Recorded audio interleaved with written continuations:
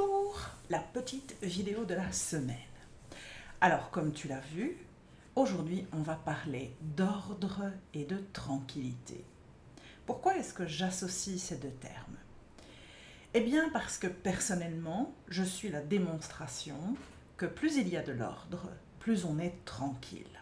Je m'explique. Dans le cadre professionnel, et surtout quand on est auto-entrepreneur comme moi, on peut trouver facilement aujourd'hui sur la toile des tonnes d'informations sur la manière de s'organiser. Il y a d'ailleurs des entrepreneurs qui en ont fait leur spécialité, transmettre aux autres une vraie méthodologie d'organisation.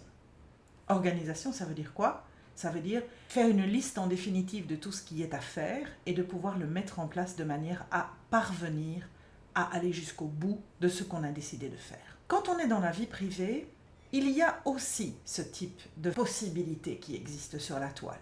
Certaines femmes te proposent des manières de gérer ton quotidien, éventuellement l'organisation de ta maison, pour pouvoir te permettre de t'en sortir. Pourquoi est-ce que je dis ça? C'est parce qu'en fait, il y a énormément de gens autour de nous qui sont débordés par tout cela.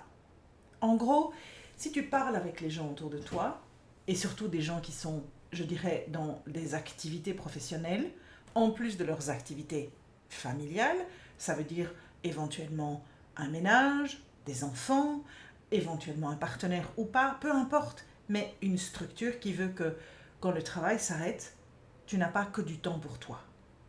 Tu as d'autres obligations qui se mettent en place.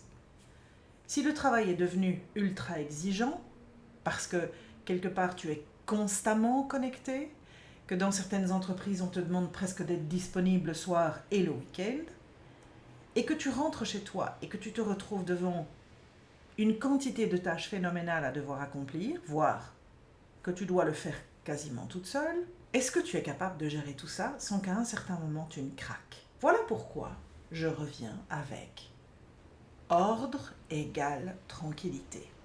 Dans le cadre entrepreneurial, lorsque tu as mis une liste en place, que tu as déterminé les tâches à faire tous les jours, celles à faire par la semaine, celles qui doivent être mises en place pour le mois, voire pour l'année, et que tu planifies quelque part la manière dont tu veux faire évoluer ton travail, une fois que tu termines ta journée et que tu as pu remplir les obligations que tu t'étais fixées, tu as un énorme soulagement qui est de te dire « ma journée de travail est terminée, je souffle ». J'ai réalisé ce que je devais faire, je me sens léger, je me sens libéré. Quand tu rentres chez toi, pourquoi est-ce que tu ne pourrais pas te dire la même chose? Pourquoi est-ce que tu ne mettrais pas en place finalement ce qu'il faut pour que tu puisses à un certain moment avoir exactement le même sentiment? Et ne pas avoir ce sentiment constant de te dire que lorsque tu rentres chez toi, à chaque fois que tu mets les pieds chez toi, c'est un sentiment d'oppression que tu ressens parce que tu sais qu'il y a une charge de travail à devoir couvrir et que rien que d'y penser, tu n'as déjà pas envie de t'y mettre. Ordre et tranquillité. Si tu comprends l'importance de mettre de l'ordre dans ton organisation et éventuellement de mettre en place un planning de tâches, peut-être que tu dois en arriver là, ou de te contraindre tous les jours à mettre de l'ordre quelque part pour pouvoir alléger le sentiment que tu ressens, mais aussi l'espace dans lequel tu te trouves, tu vas pouvoir gagner en tranquillité. Je sais que les gens qui ont tendance à laisser du bazar autour d'eux ne se posent pas ce genre de questions. Et je sais aussi que d'aucuns défendront que leur désorganisation leur convient très très bien. Mais alors, je te pose une question. Pourquoi est-ce que lorsque tu regardes des magazines d'organisation de maison, as-tu toujours l'impression que tout est extrêmement bien organisé? Alors, explique-moi pourquoi un des business les plus florissants à l'heure actuelle au niveau de la gestion de ton quotidien privé, ce sont les architectes d'intérieur. Ces personnes qui viennent t'aider non seulement à imaginer l'espace que tu vas devoir rénover ou installer, mais surtout à te donner la possibilité d'accéder à plein de trucs et d'astuces qui vont te faciliter la vie, qui vont te permettre d'avoir de l'ordre, de l'organisation le plus simplement possible. Dis-toi bien que si l'on développe tous ces outils, ce n'est pas pour rien. Pour ceux qui ont décidé que leur bazar leur convenait, je ne rentrerai certainement pas en guerre. Mais si toi, lorsque tu rentres chez toi, ou lorsque tu rentres dans ton bureau, ou lorsque tu rentres dans n'importe quelle pièce importante dans laquelle tu vas devoir travailler, tu te rends compte que tu te sens oppressé par le manque d'organisation qu'il y a autour de toi. Je pense qu'il est temps que tu te poses et que tu te demandes comment tu peux faire pour améliorer cette situation.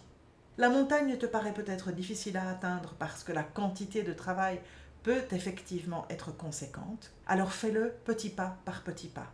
Détermine éventuellement un planning, soit tous les jours, tu t'alloues une période de temps durant laquelle tu vas mettre en ordre, soit tu vas décider que tu vas remplir une tâche et puis une autre progressivement pour au final terminer ce que tu dois absolument faire.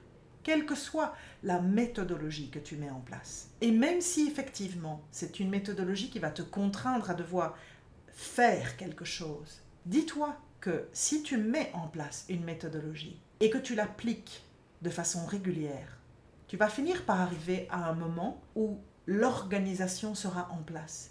Elle sera maintenue naturellement par les nouvelles habitudes que tu auras prises, par l'ordre que tu auras pu installer et qui sera donc beaucoup plus facile à maintenir une fois qu'il est là, puisqu'il ne faudra ranger que de petites choses et pas des montagnes de bazar qui se sont accumulées.